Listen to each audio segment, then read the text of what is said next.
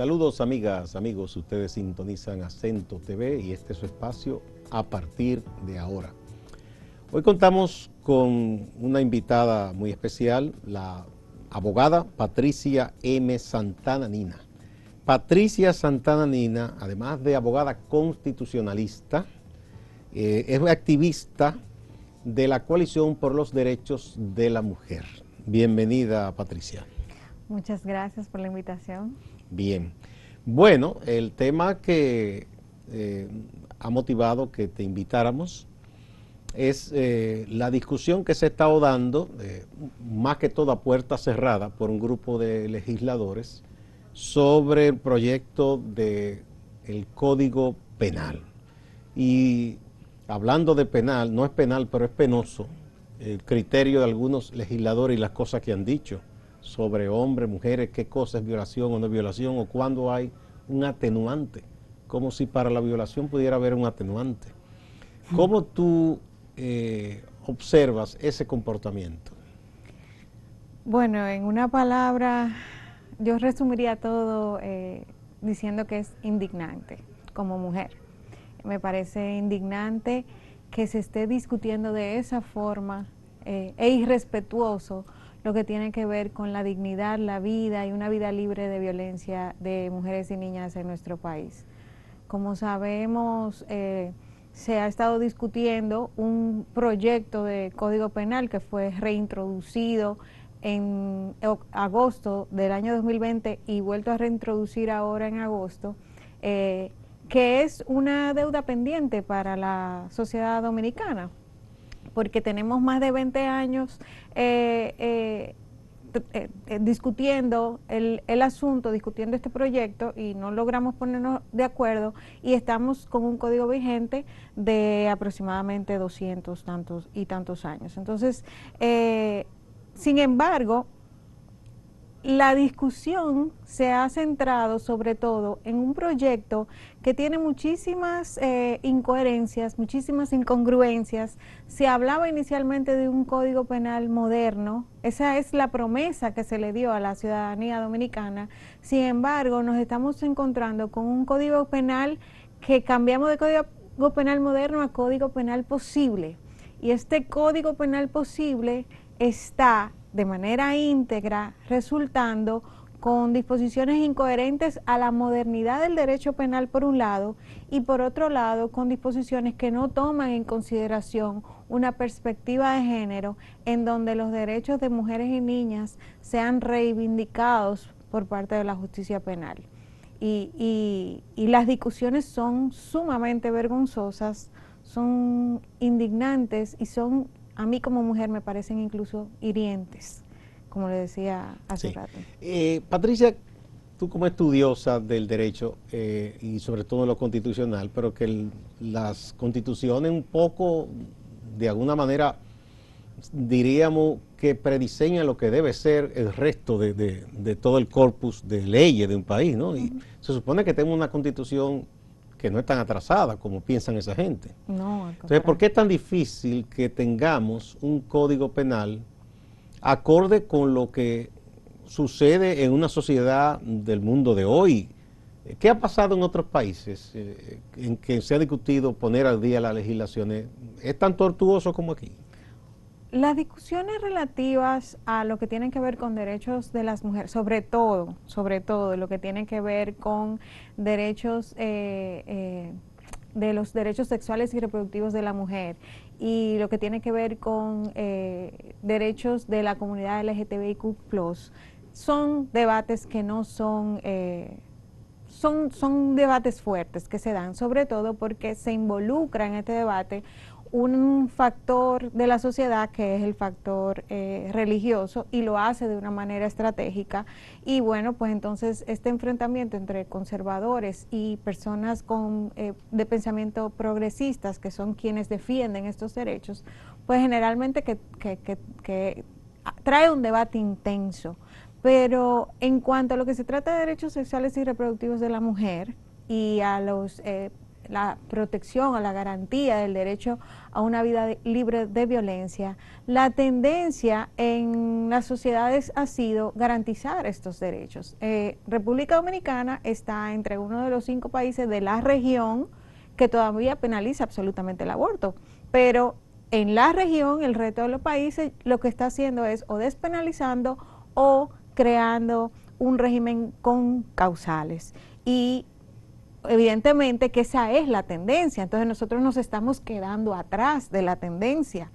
Y esto tiene un impacto no solamente en perjuicio de mujeres y niñas de las dominicanas, sino turistas y extranjeros que vienen a República Dominicana y que se encuentran que van a cambiar de una legislación que les protege a una legislación que les desprotege totalmente. Entonces, y ahí también esto es importante analizarlo desde un impacto global que tiene el hecho de que no se garantice salud sexual y reproductiva a mujeres y niñas, que es precisamente lo que se hace cuando se establecen causales como una mínima protección para la interrupción del embarazo en esas determinadas Porque circunstancias. ya eso de las causales en la mayoría de los países, eso ni se discute ya.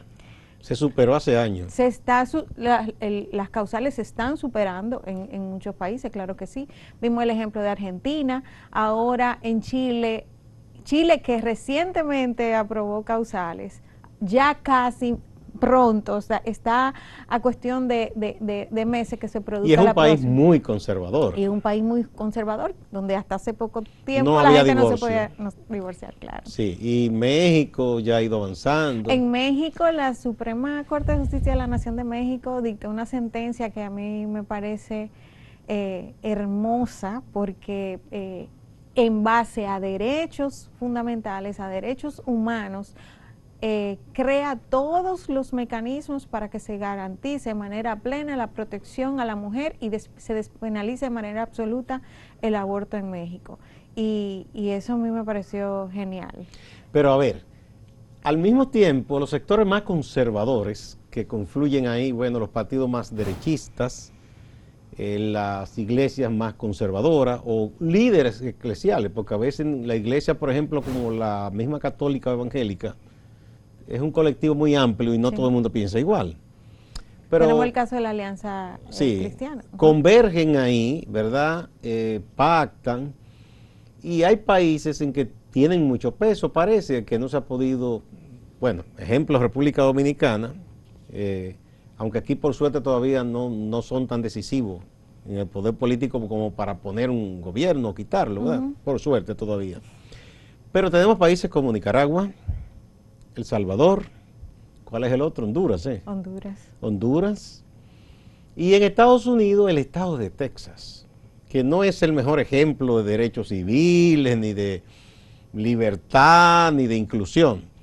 Esos son los ejemplos, países que no brillan precisamente por ser Estado de Derecho aplaudible, ni nada de eso. Entonces, yo no sé nuestros políticos cómo es que piensan, qué es lo que quieren emular, qué es lo que quieren...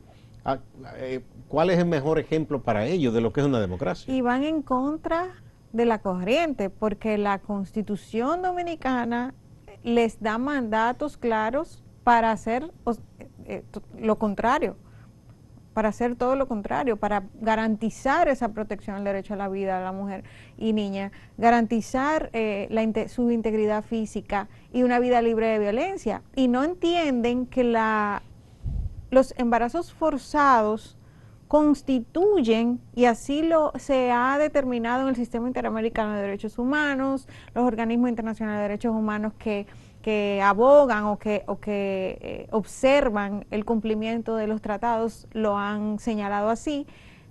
Los embarazos forzados constituyen una forma de violencia contra la mujer que viene directamente del Estado. O sea que el Estado ahí puede ser inclusive sometido.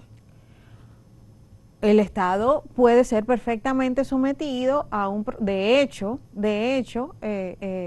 entendemos que la Corte ya Corte Interamericana de sí, Derechos Humanos, o la Comisión. La Comisión Interamericana de Derechos Humanos, hasta donde tengo entendido, admitió el caso de Esperancita, que es un caso emblemático en la lucha por las 3 causales en nuestro país, y ya fue admitido al sistema. O sea que entonces irá a la Corte.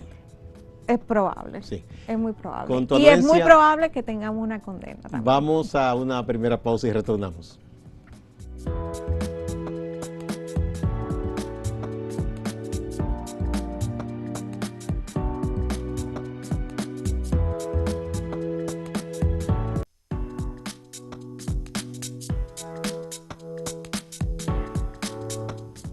Gracias por continuar en A Partir de Ahora. Estamos conversando con la abogada constitucionalista y activista por los derechos de la mujer, Patricia Santana Nina. Bueno, los legisladores, Patricia, salieron diciendo, el propio senador de La Vega, Rogelio, no, que como pidiendo excusas, ¿verdad? Y con lo que ellos presentan ahora, que dicen que se va a penalizar la violación dentro de la pareja, con penas que van de 10 a 20 años, como que todo ya está subsanado. Bueno, eso es en la comisión también, porque habría que ver cómo se vota después, tanto en la Cámara de Diputados como en el Senado. ¿Cuáles son las otras preocupaciones indispensables, fundamentales de quienes luchan por los derechos de la mujer y por los derechos en general que hay en ese proyecto de código? Bueno, además de la imperiosa necesidad de incluir las 3 causales como eximiente de responsabilidad penal en caso de aborto, como lucha primaria, está el tema de la violencia contra la mujer y la violencia intrafamiliar. Estas discusiones y el hecho de que hayan salido del espacio de la comisión y han permitido ver a la ciudadanía una cara que no se puede ver si no es porque estos legisladores salen a dar estas declaraciones, la verdad es que es muy preocupante, porque es evidente que falta muchísima conciencia y muchísima educación con relación a cómo afectan los hechos punibles a mujeres y a niñas, que es algo que se lograría evidentemente con perspectiva de género.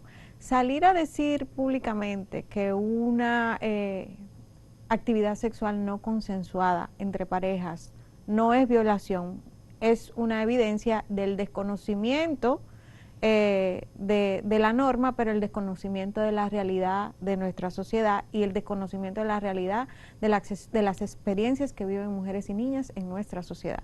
Cualquier actividad sexual no consensuada es una violación. Esa es la realidad. Entonces, si era necesario, y esta discusión no se había tenido antes, y sale a relucir porque cuando vuelve, cada vez, no sé si ha podido usted advertir que cada vez que han habido momentos del código, como que en cada fase importante sale algo nuevo. Y esta discusión viene después que teníamos un proyecto que penalizaba, igual que una violación, las actividades sexuales no consentidas dentro del escenario de las parejas.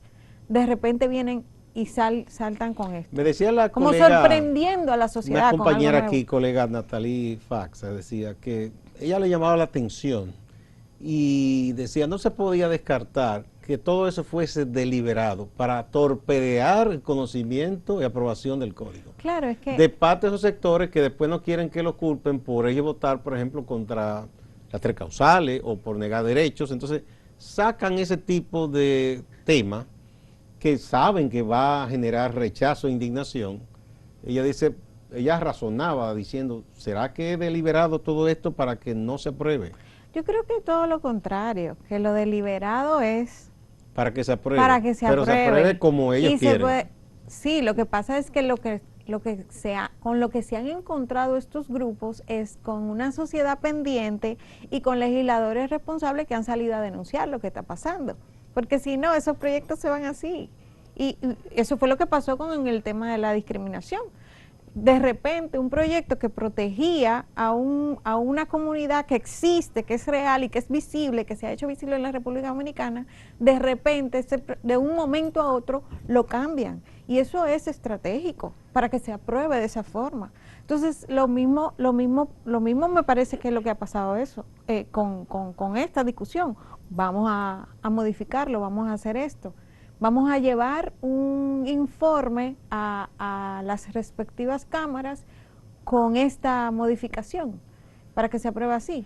Pero como se han hecho denuncias públicas de lo que ha estado pasando, y esto es lo que ha permitido que la sociedad pues entonces se empodere. Patricia, ¿el código necesita una mayoría calificada para aprobarse? Claro. Sí, o sea, Claro. que supongamos que si va al Senado, donde son menos personas y pasa, en la Cámara, que hay más diversidad, quizá ahí haya mejor suerte para quienes defienden derechos. Piensa uno. Piensa o uno. quiere uno pensar. Piensa uno. Pero sí, porque el Código Penal si hay una ley que afecta directamente derechos fundamentales y sobre todo un derecho tan fundamental como el derecho a la libertad, es el Código Penal. El Código Penal definitivamente, y así lo ha dicho el Tribunal Constitucional de España, por ejemplo. O sea, la verdad es que ese es el mejor ejemplo de una ley orgánica. Y las leyes orgánicas están supeditadas para su aprobación a una mayoría calificada de conformidad con la Constitución. O sea, que no es una mayoría simple. O sea, que en la Cámara se pudiera de alguna manera ganar alianza y por lo menos evitar que pase de la forma en que quieren que pase. En un ideal, Sí, en el estado ideal de las cosas, la vida, la dignidad de niñas y mujeres no debería estar siendo objeto de no discusión. puede estar sujeta a intereses A una puramente discusión. coyunturales politiqueros, porque no es más que eso. Y a falta de educación individual también, porque eso, estamos hablando de intereses de algunos sectores, intereses políticos, pero también hay intereses personales ahí. Sí. Tratar lo relativo a la actividad sexual no consensuada. Lo que ha salido a la luz ha sido la forma, la concepción personal de los legisladores que han osado a decir las cosas que han dicho. Bueno, ya uno no quisiera imaginar lo que sucede con muchas de esas personas, qué hacen o qué no hacen, ¿verdad? Eso sería terrible. Bueno, lo que sí, hace un tiempo he venido un poco reflexionando sobre eso. Si es que nuestra clase política en general, la que está ahí en el Congreso, camina de espalda a la sociedad, o es que no se han enterado que la sociedad es muy distinta a lo que ellos piensan en su pequeño mundo. Sí. Yo no sé, ¿no? A mí me parece que están caminando de espaldas a la sociedad, porque las encuestas han demostrado que la sociedad dominicana está preparada para que se despenalice el aborto y está preparada para que se protejan los grupos vulnerabilizados como la comunidad LGTBIQ+. Y me parece que se acepten y se reconozcan sus derechos. Me parece que los legisladores están yéndose, obviando una realidad que es latente en nuestra sociedad. Por ejemplo, hace unos años todo esto era materia de estudio de manera con esfuerzos más particulares o personas que se involucraban porque tenían conciencia social, pero no existían como hoy, que hay academias de prestigio, universidades que tienen departamentos de estudio de género y familia. O sea, está la UAS, está INTEC, no sé cuál otra, y ya no es un tema que simplemente se puede ver como el capricho de alguien. Hay investigaciones.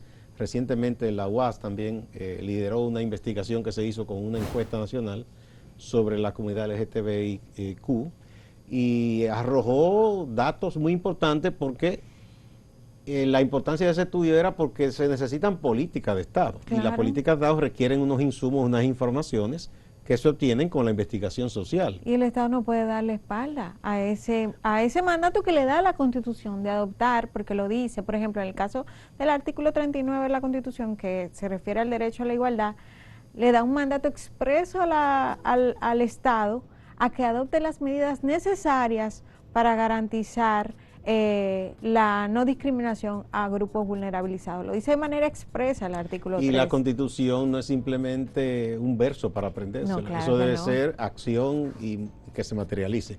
De nuevo vamos a una pausa y volvemos, Patricia.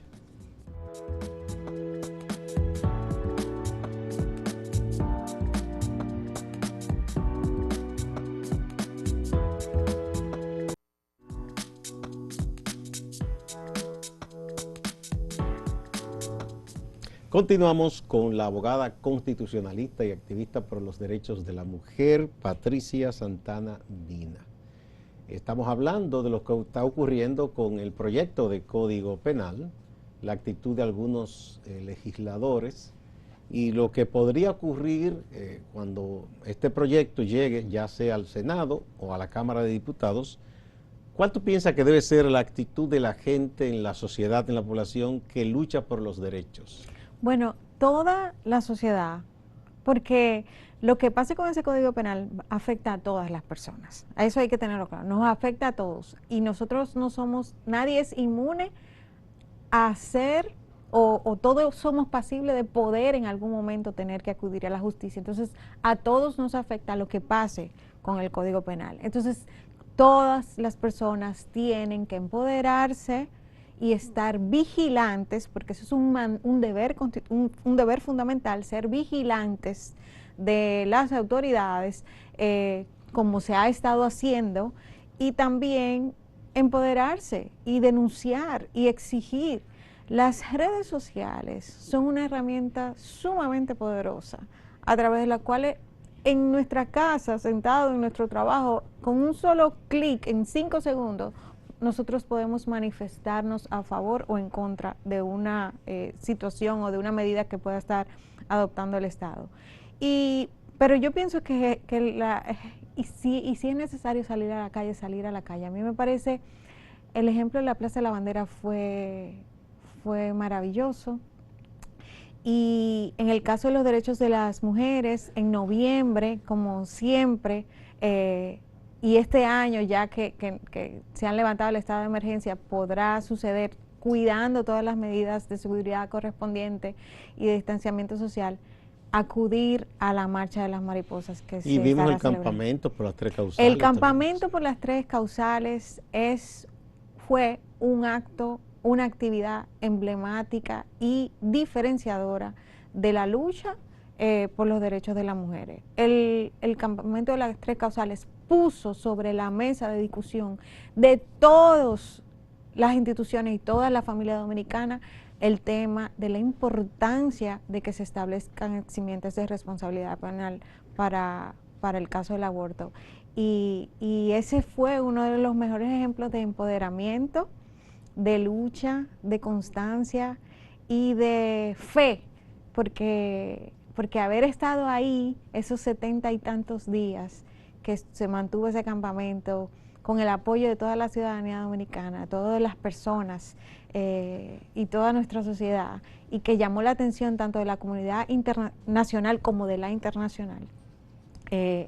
La verdad es que se puede decir que hubo un antes y un después del campamento, pero tenemos la oportunidad de repetir algo maravilloso como lo fue el campamento ahora en noviembre, cuando nos reunamos de nuevo. Que está a la vuelta de la esquina, porque ya estamos ya terminando octubre, ¿verdad? Así es. Qué importante la coyuntura también, Patricia, porque ahora que se va a conmemorar de nuevo el Día de la No Violencia hacia la Mujer, a los políticos les encanta publicar espacios pagados, decir que ellos apoyan a las mujeres. Bueno, este es el momento que ellos demuestren eso, entonces. Bueno, a los que han dado declaraciones en donde evidentemente que no tienen idea de cómo se manifiesta la violencia contra la mujer, los tenemos vigilados. Estamos atentos. Con eso no se puede contar mucho, pero por los demás, si tienen alguna duda o si tienen miedo a ciertas presiones ¿Verdad? Este es el momento de demostrar del lado de quién están, si del derecho o de la negación de derecho, Y ¿verdad? del derecho de las mujeres y de las niñas, y de su vida, y de su integridad, y de su salud. De eso que se trata. Entonces, el noviembre, vamos a ver si se somete antes de esa fecha o qué pudiera ocurrir con el código, ¿verdad?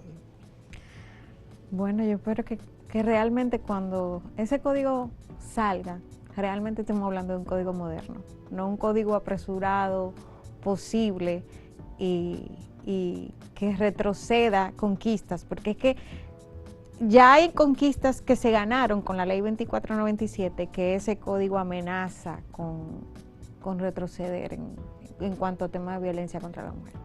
Bueno, increíble que sea así. Muchísimas gracias a Patricia Santana Nina, abogada constitucionalista y activista por los derechos de la mujer, por esta interesante conversación de mucha importancia para la sociedad dominicana. Gracias a ustedes también, amigas y amigos. No se vayan, que hay más en Acento TV y Acento Portal.